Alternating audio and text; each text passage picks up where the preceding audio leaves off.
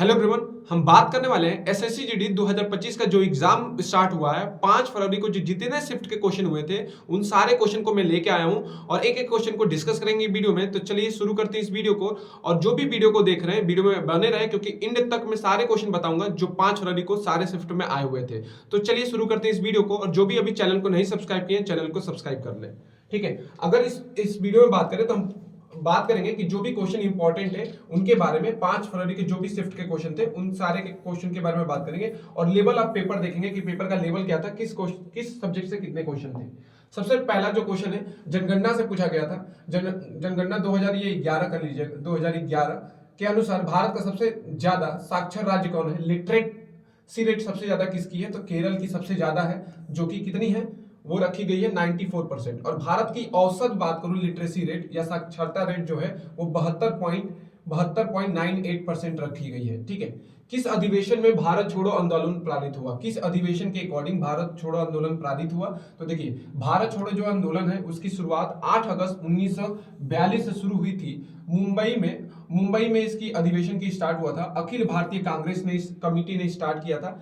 Akhil Bharatiya Congress committee की meeting हुई थी जिसमें गांधी जी थे। गांधी जी ने भारत छोड़ो का आह्वान किया था, उसको क्या किया था, तभी ये मीटिंग रखी गई थी 8 अगस्त 1942। हॉकी की मैदान की लंबाई क्वेश्चन पूछा गया था दूसरे शिफ्ट में। तो हॉकी के मैदान की लंबाई जो होती है 91.4 मीटर होती है। इस मैदान की जो चौड़ाई होती है वो 55 मीटर होती है।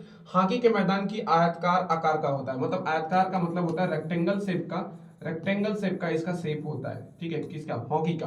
अब हॉकी में खेले जाने वाले जो कप है वो कौन से, आगा खां कप है, बॉम्बे गोल्ड कप है, बीटन कप है, ध्यानचंद जो इंपॉर्टेंट है, आगा खां कप है, ध्यानचंद ट्रॉफी है, लेडी रतन टाटा ट्रॉफी है, नेहरू ट्रॉफी है, रंगास्वामी ट्रॉफी है और सिंधिया ट्रॉफी। ये सारी चीजें, ये सारे कप हैं जो खेले जाते हैं किसमें, हॉकी में खेले जाते हैं। अगला जो क्वेश्चन है वो है द्रौपदी मुर्मू जो राष्ट्रपति है वो किस राज्य की राज्यपाल थी इससे पहले। अभी हमारी वो क्या है, अभी हमारी राष्ट्रपति हैं, लेकिन ये झारखंड की उससे पहले क्या थी, तो उससे पहले ये झारखंड की राज्यपाल थी।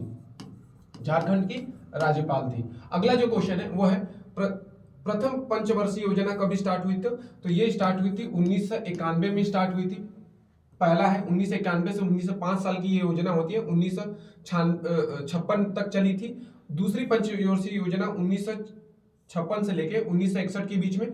तीसरी पंचवर्षीय योजना 1961 से लेके 1966 के बीच में चली थी। ऐसे ही अभी जो है लास्ट जो थी वो थी 12वीं पंचवर्षीय योजना, जो कि 2012 से लेके 2017 के बीच में, ठीक है। ये सारी तो पहली 1951 में शुरू हुई थी। चंद्रगुप्त मौर्य के माता का नाम पूछा गया था। चंद्रगुप्त मौर्य के माता का नाम जो था, उनका पहले चंद्रगुप्त का जन्म हुआ था 340 ईस्वी में हुआ था। इनकी ये मौर्य वंश के कुल के थे और उनकी माता का नाम मौर्य था और पिता का नाम सर्वदा सिद्धि था, ठीक है।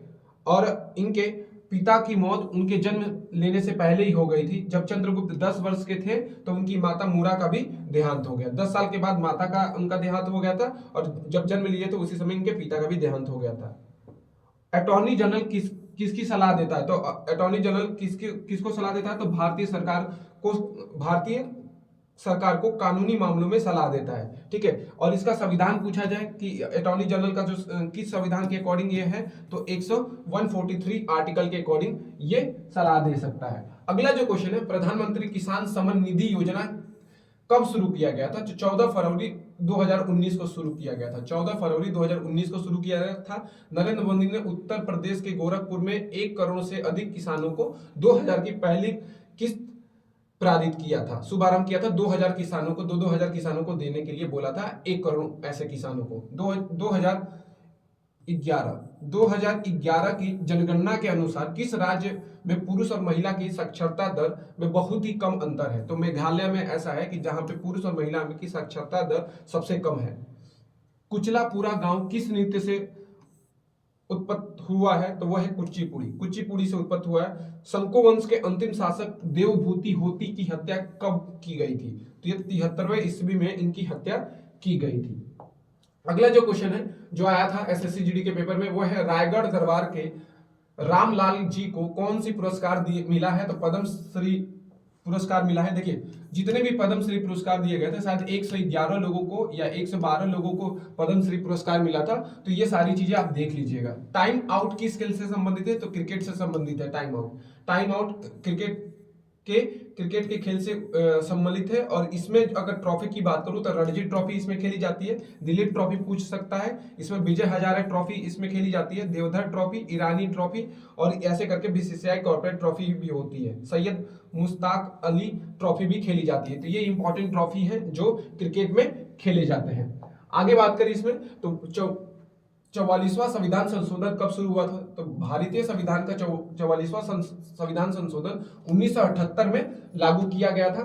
इस संविधान के जरिए संपत्ति के अधिकार को मौलिक अधिकारों की सूची से हटाकर कानूनी अधिकार बनाने, जो भी संपत्ति का अधिकार था उसको मौलिक अधिकार से हटा दिया गया और इसको कानूनी अधिकार घोषित कर दिया गया था। संविधान के 61वां संशोधन जो हुआ था वो 1989 में हुआ था और इस संशोधन के जरिए मतदान की उम्र जो थी 21 वर्ष से क्या कर दिया गया था? 18 वर्ष कर दी गई थी।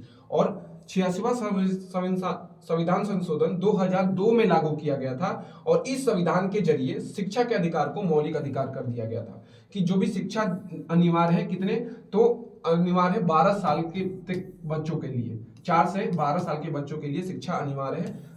किस संविधान के संशोधन से? 103वें संविधान संशोधन जो 2019 में लागू हुआ था उसके अनुसार 10% ईडब्ल्यूएस के लिए सीट रिजर्व रहेगी जनरल वाले लोगों के लिए। अगला जो क्वेश्चन पूछा गया था, ये तो अभी बताया, अगला जो क्वेश्चन पूछा गया था वो है जनगणना 2021 के अनुसार भारत का सबसे ज्यादा साक्षर रेट किसका है? तो ये भी बता चुका हूं, केरल रखा गया था।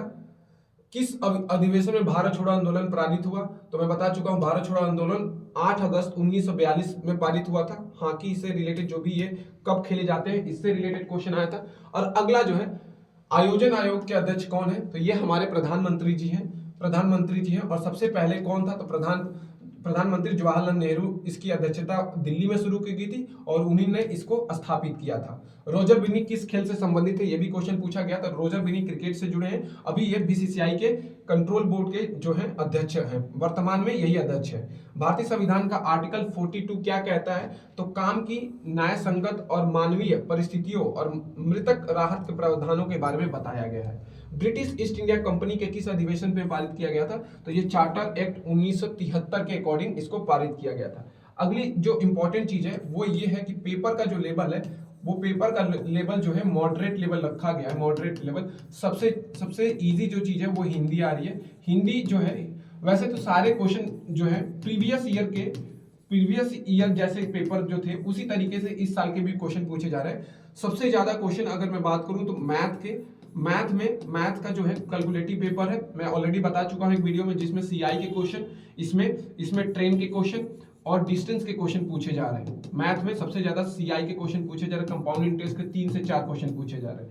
जबकि अगर मैं रीजनिंग की बात करूं, रीजनिंग के जो क्वेश्चन है उसमें कोडिंग डिकोडिंग के क्वेश्चन पूछे जा रहे हैं। कोडिंग डिकोडिंग के क्वेश्चन, अल्फाबेट के क्वेश्चन पूछे जा रहे हैं और सीटिंग अरेंजमेंट के क्वेश्चन पूछे जा रहे हैं। ठीक है। और जो एक और सब्जेक्ट है आपका, हिंदी तो हो गया, मैथ हो गया, रीजनिंग और जीके जीएस की बात करूं तो सबसे इंपॉर्टेंट जो चीज है इसमें करंट के जो क्वेश्चन है, करंट अफेयर के जो क्वेश्चन है वो 2024 के पूछे जा रहे हैं। मैक्सिमम जो क्वेश्चन है 2025 के नहीं पूछे जा रहे, 2024 के पूछे जा रहे हैं। तो ऐसे ही वीडियो के लिए और ऐसे ही इंफॉर्मेशन के लिए मेरे चैनल और टेलीग्राम चैनल को अब जाके फॉलो कर लीजिए, डिस्क्रिप्शन में उसका लिंक दे दूंगा।